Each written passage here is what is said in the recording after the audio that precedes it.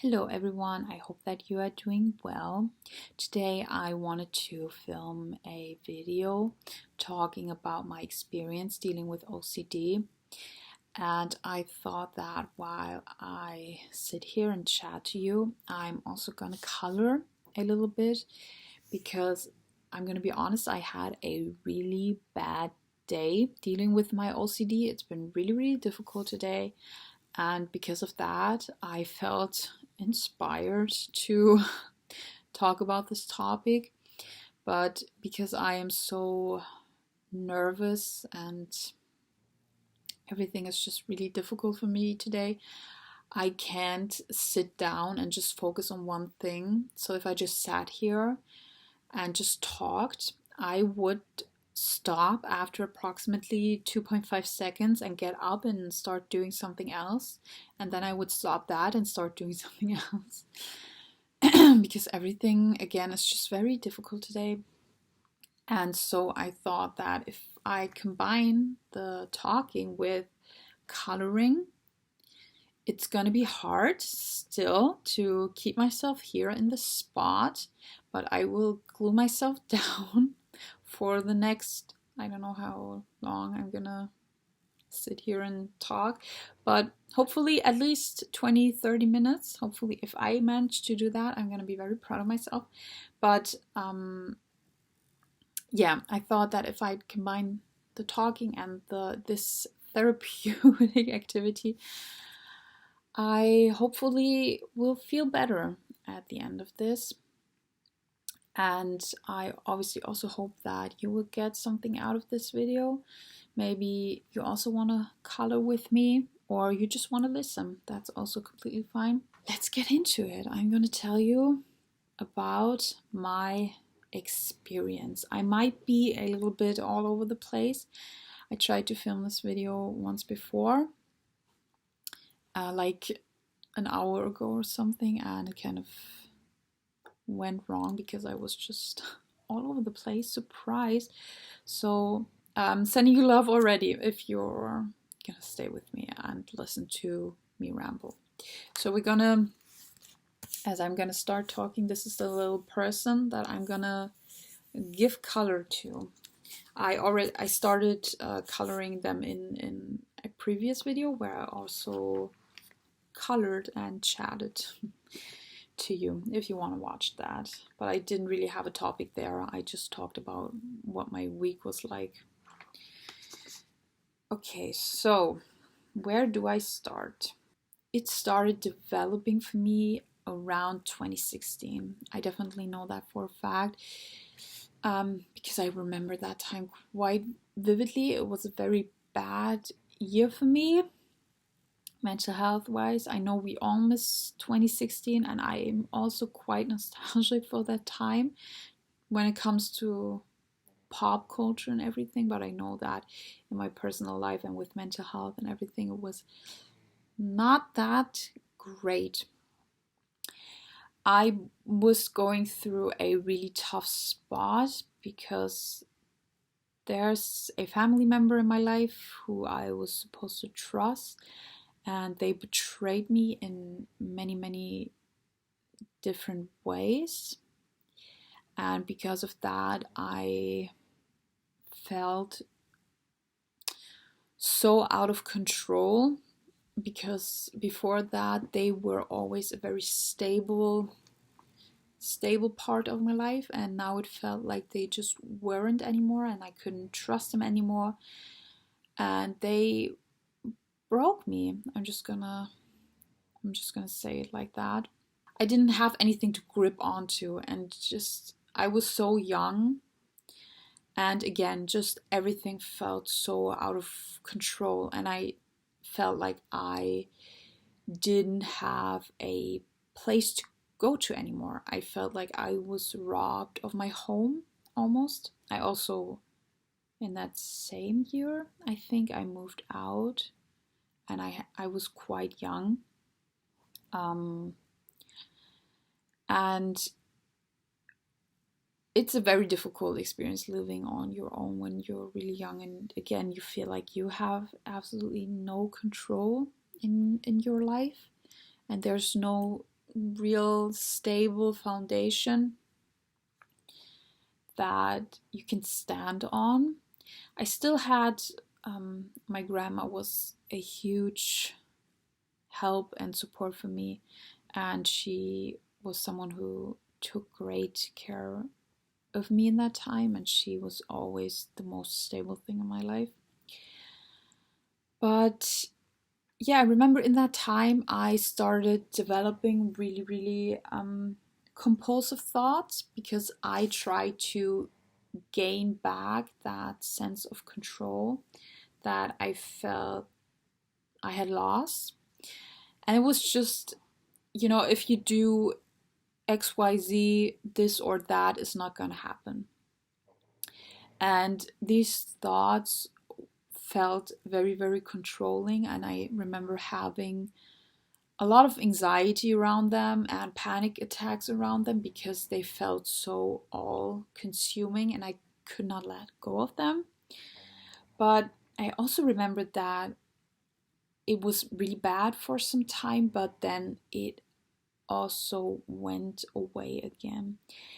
And I cannot tell you the exact moment when it started getting really bad again, but it's been with me basically since 2016, but kind of not always that strong. But again, I don't really remember the moment when it got really bad again, but it's been a couple of years now because oh my god, 2016 is already 10 years ago. But it's been a couple of years now that the OCD came and never left, and it's as strong as ever.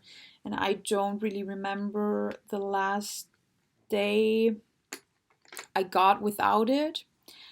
I don't remember the last day I didn't have these pressuring thoughts. I don't even remember the last, I don't know, hour I had with um, with these extreme thoughts that are again really all consuming and really demanding. And I know that OCD looks different for everyone, but for me, it's again about control because just as out of control I felt in 2016, I feel even more out of control now. It's so funny because I had quite a chaotic childhood and youth. Me just always saying chaotic, it feels very like demure and very like, oh, it was just a little bit chaotic instead of saying it was an absolute shit show. But because of that, I felt like I was quite a resilient child and I stood up straight and I tried to continue living because I didn't know what else to do. But because I took in everything that happened to me and everything that was done to me as I was a child and a teenager, now I'm just such a, for how strong I felt back then, I feel so weak now. It's Taylor Swift. What did she say? I knew everything at 18 but nothing at 23. Wasn't it something like that? That's such a perfect line, because why do you feel so strong and so all knowing when you're in the middle of these things when you're young, but then as an adult you just crumble? Well, because you're in fight or flight. That's an easy answer, but yeah, because of all the things that I went through, now as an adult I feel very much out of control just when it comes to everything. Back then I could pinpoint the things that made me feel out of control, but now it's just everything. I just feel like a leaf in the wind. Just whenever there's a little blow of wind, I'm just off. I'm just flying. I have no ground underneath my feet. So, what does OCD feel like for someone who doesn't know it? I'm gonna be honest with you. For me, I can t- I can tell you about all my other mental health issues without feeling any shame or guilt or whatever. It's so easy for me to talk about these things, but with my OCD, I have a really difficult time talking about it because I think it's the most vulnerable part of me. It feels like the most childish part of me. And if anyone's watching this and you're struggling with OCD, with whatever I'm saying, I don't want to offend you in any way with however I'm describing this. I'm saying all of these things from my own experience and with every level of respect I can pay to anyone who's struggling. So please keep that in mind. When I say that I'm ashamed of this, it's just my experience and I'm just trying to be truthful. But what was I saying? Yeah, it feels like the most OCD feels like the most childish part of me because again, I just feel like I want to grab onto something, and with these thoughts and with the actions that I'm doing, I feel like it's just a cry for help every single time of I want to hold on to something. I feel like I am standing on a shaky ground that's about to collapse on itself every second. And so it comes down to for me it almost comes with everything that I'm doing, with every decision. It starts in the morning when I make my breakfast of okay, if I take this cup, something horrible is going to happen. So I have to take it back and I have to take another cup that feels safe. Okay, if I choose this granola, something horrible will happen. The whole world will collapse and I will die and everyone I love will suffer. And then, it goes like this the whole day with genuinely, I'm not joking, I'm not lying, I'm not exaggerating when I say this.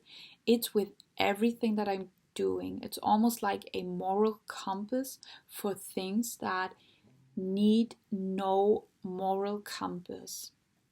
Because, for example, going back to the cup thing, it feels like when I'm going to grab, I don't know, my yellow mug, it feels like I'm doing something so wrong and so dangerous that I immediately need to stop this action. I need to put this cup back and I need to choose another one that feels safe, which makes obviously no sense. And there's no moral compass here. There's nothing to it. It's obviously all in my head. Well, surprise, I'm also in my head, so it's stupid to say these things. I live up here and it's not always fun. But with this, I'm trying to gain control. And sometimes it's easier for me to control these thoughts and let them go and just, regardless of the thought, still choose the yellow mug if I feel like I want to drink out of it. But a lot of the times, like today, I cannot ignore them and they come with everything that I'm doing. I question every little thing that I'm doing and I have to check whether it feels right or whether it feels like if I'm gonna do this, whether I'm, standing in the supermarket and I'm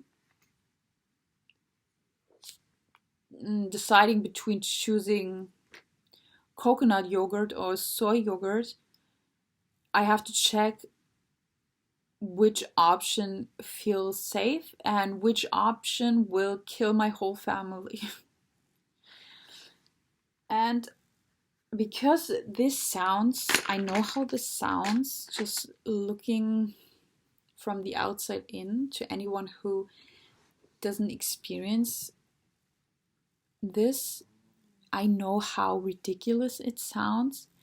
And so it feels, I cannot talk to people about it in real life because, well, I do have a couple of people in my life where I try to explain it, but I always do it in a little bit of different ways, playing it down a little bit, because it's not that I'm ashamed of it necessarily, but it is just so hard to explain or to get kind of the feeling across of what you feel in these moments. Because I think, with anxiety, when you explain anxiety to someone, I think most people know what it's like to feel nervous sometimes. And based off of that, most people, with having the understanding of what being nervous feels like, you can maybe understand anxiety a little bit. If you have a little bit of empathy, you can maybe get there, even if you've never experienced anxiety even once in your life. You can kind of try to explain it with, the minutes before an exam, the minutes before something not exciting, but something happens that makes you nervous, a test or a job interview, something like that. You can explain it to people. But with OCD thoughts, how do you,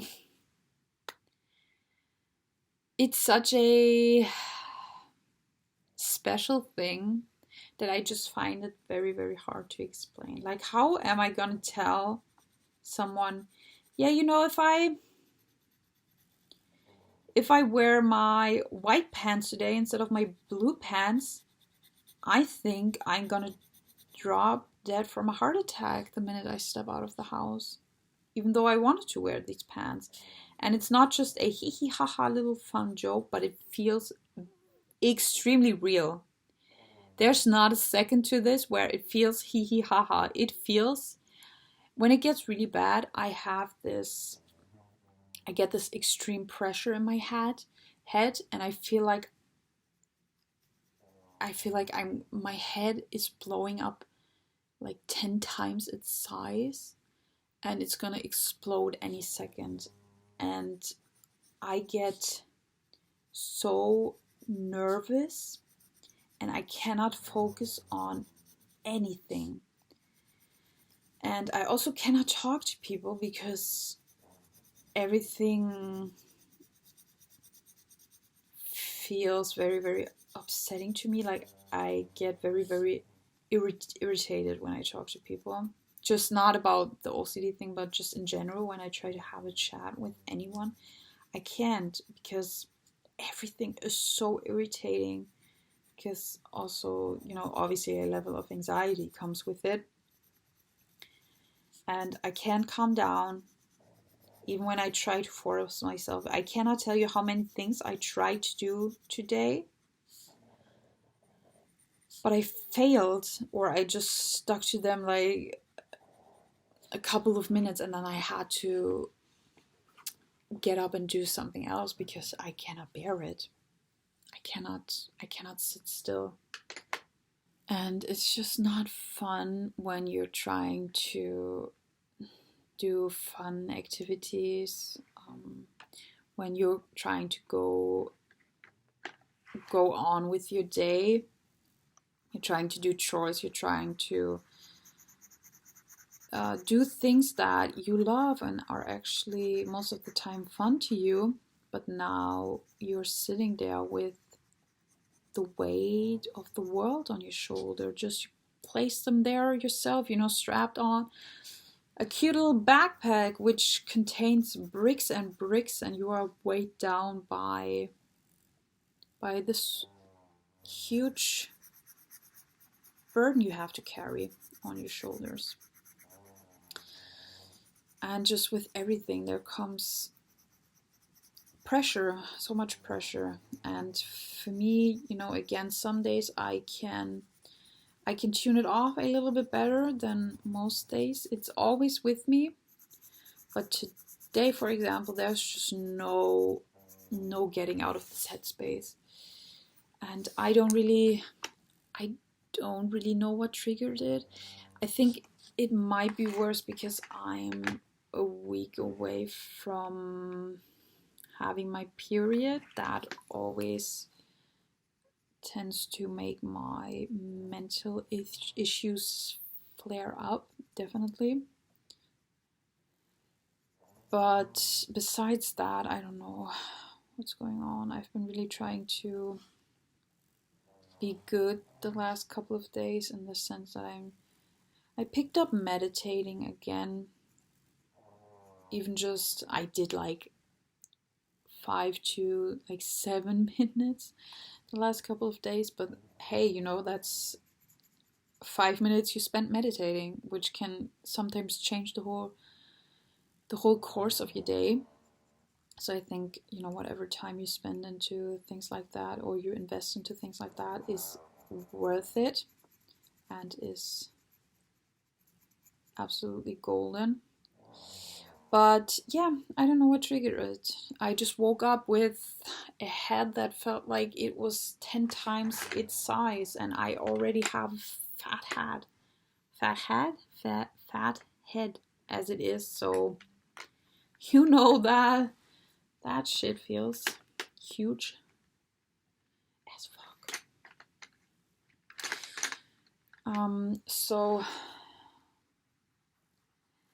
I think it's really important to talk about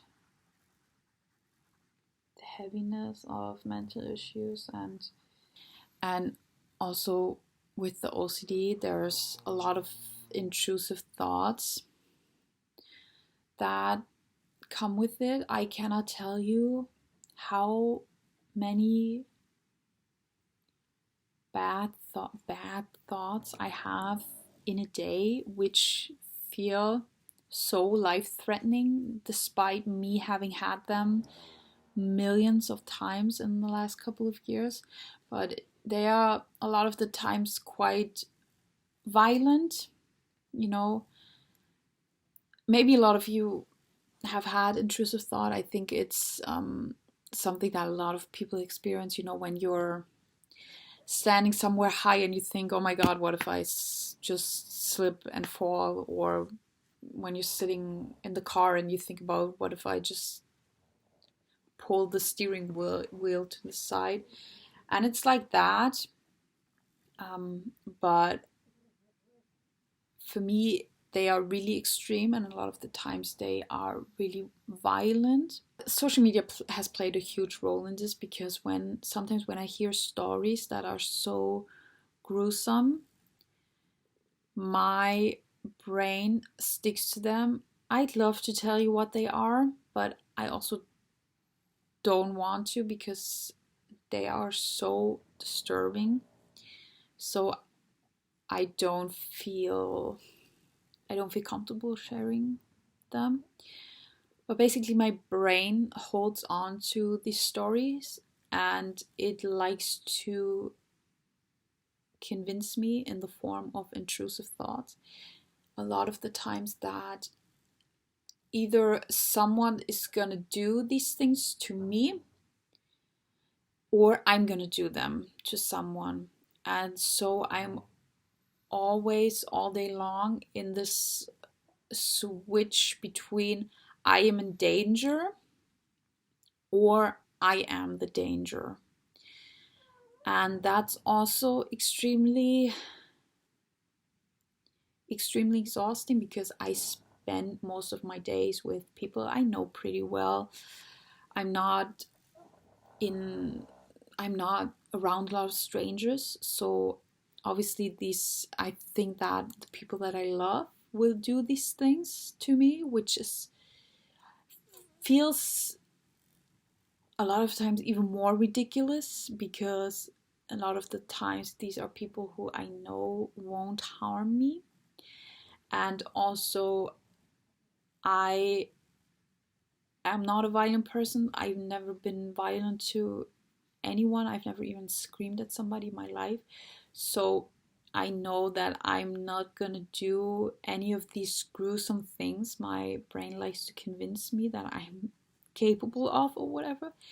But whenever my brain, because it's also very random, you're just, I don't know, watching a YouTube video, going on a walk, listening to a Taylor Swift song, standing in front of um, the aisle in the supermarket, and you want to choose whether you want strawberry or raspberry jam, and your brain comes up with these thoughts just in these very normal mundane situations, and for me they always feel very threatening, and I always take them very seriously because they come so unexpectedly and just are so gruesome and so violent that they're so loud in my head that I cannot ignore them. And again, it's this switch between I am in danger and I am the danger.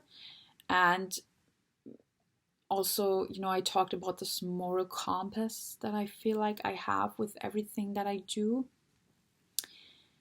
My brain likes to convince me that because it likes to convince me that I'm capable of doing these horrible things. It goes hand in hand with it trying to convince me that I'm a horrible person. And it's really difficult to make yourself believe that you are not a horrible, violent person when you have these thoughts all day long. I don't even want to know if, someone could add up all the hours in a day where I have like these gruesome, intrusive thoughts. It probably take up most of my day. And it's hard to not, after, having spent all day long having these thoughts, it's really difficult not believing that you are a horrible person.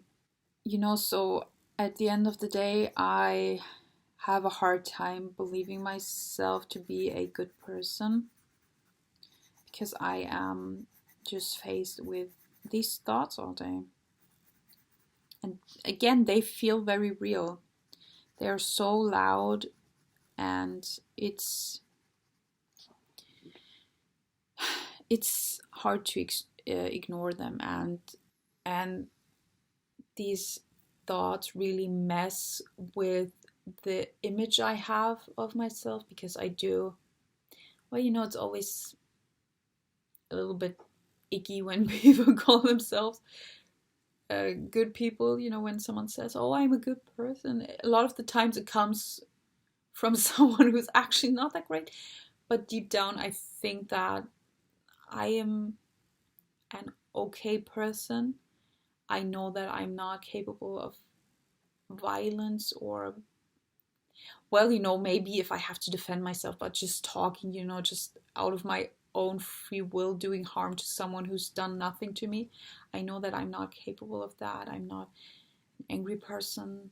I'm not someone who likes to bring stress into other people's lives.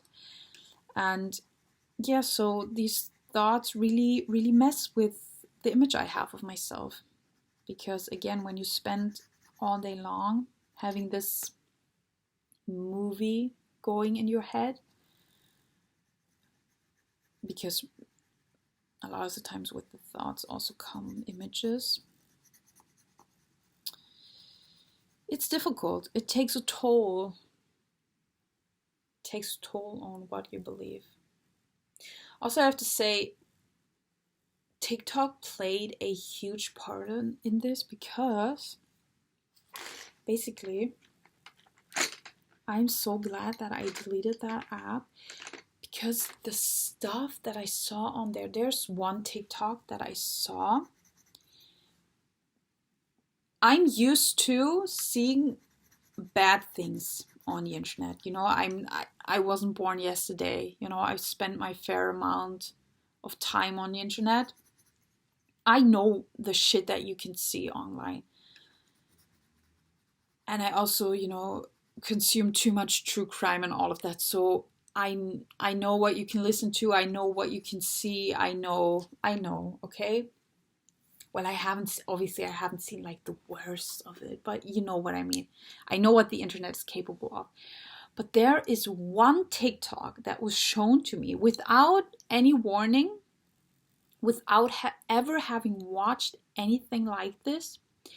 It was shown to me and it just started out it immediately going into the story and like showing some. I don't want to say because I don't want to put the heaviness of the story onto you, and I don't want to share the gruesomeness of the story to you because you don't need to know this in a good way, in like a protective way. But they just showed like it was this woman. She was talking about something that was going on, and then she showed like a video of it, and it haunts me to this day. And every time I think of it, I get shivers still to this day. It's been years. It's been years, let me tell you. And because this video was so gruesome to me, my brain clings onto this and I cannot let it go. And my brain likes to convince me that I would do these things or someone would do these. Oh my God. And a lot of the times when I'm struggling at the end of the day, I can tell you all of the things that were going on in my head because I live up, well, I obviously live up here, but I am so focused on what's going on in here that I actually have no idea what I did all day. Sometimes I'm so zoned out. I also have derealization and depersonalization, that whole other story. But so zoned out, I had no idea what I did all day. Sometimes when I try to calm down at night, I panic when I look around and I realize where I actually am. Obviously, a lot of the times I'm at home, I'm safe, but I panic because I'm like, what did I do all day? Who am I? And what is going on? Because I know everything that went up here and I saw all the violence that's imaginary and not real, but I have no idea what went on in the real life and what I actually did all day long. Alrighty, I finished my little person. They always look so crazy on camera because of the eyes. I don't know how happy I am with the color palette, but I try to keep it colorful so that, you know, happiness. Oh, I think I'm getting a little bit delirious, but this was very, very fun, and I do feel much calmer now. I think I filmed for an hour and a half. I had to start over multiple times because, you know, but again, I do feel much calmer now, and I hope that you enjoyed listening to me ramble on. I hope that you got something out of this video and it wasn't nerve-wracking, and you could follow me on my rambling. And also, if you are struggling, I'm sending you a lot of good energy. And I know this always sounds so cheesy, but you are not alone. And I hope that if you are struggling, whether it's in the same way or a completely different way, I hope that maybe with me sharing my story that you might have found some company, or you don't feel as alone, because you are truly not alone. No matter what it is that's bothering you or that's weighing you down, you are truly not alone. And I'm hoping that you find ways to cope with it, and I am really hoping that it will get better for you, because no matter what you think of yourself, you deserve a good life and you deserve to be happy, even if your brain tells you otherwise or you don't feel like you are worthy of it. You are. And again, I'm sending you lots of good energy, and I'm really hoping that you have a good morning, a good day, or a good evening. And maybe until next time. Bye.